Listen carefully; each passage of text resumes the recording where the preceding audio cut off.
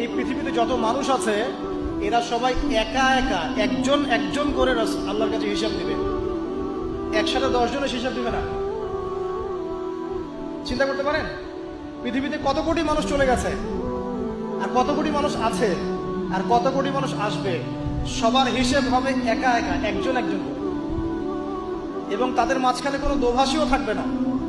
ভাষা বুঝি না এমনও না, তারা ভাষা বুঝবে। এই জন্য আমরা বলি যে মানুষের মৌতের সাথে সাথেই ভাষা কি হয়ে যাবে, আরবি। এই জন্য জীবন থাকতে আরবিটা শেখেন। আরবিটা শিখলে কোরআন জানতে পারবেন, বুঝতে পারবেন। আল্লাহ পাক তৌফিক দান করুন, আমিন। তো দেখুন, প্রথমে ব্যক্তির কথা বলা হচ্ছে, সবকিছু বাদ দেন। ইয়া আইয়ুহাল্লাযীনা আমানু, হে মুমিনগণ, তোমরা আগে নিজেদের নফসের খবর নাও, ঠিক আছে?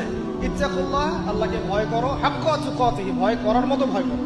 ওয়ালা তামুতুন্না ইল্লা ওয়া আনতুম মুসলিমুন, পরিপূর্ণ মুসলিম না হয়ে মৃত্যুবরণ করো না। এখন পরিপূর্ণ মুসলিম হতে হলে আমার কি করতে হবে? এক কথা, সহজ কথা, কোরআন এবং হাদিসে যা আছে মেনে চলতে হবে এবং রাসূলুল্লাহ সাল্লাল্লাহু আলাইহি ওয়াসাল্লামের আদর্শ ফলো করতে হবে। এটা ফলো করতে গিয়ে যদি আমি হোঁচট খাই, পড়ে যাই, তাহলে কি হবে? আবার উঠবেন, আবার ওযু করবেন, আবার নামাজে দাঁড়াবেন, তওবা করবেন।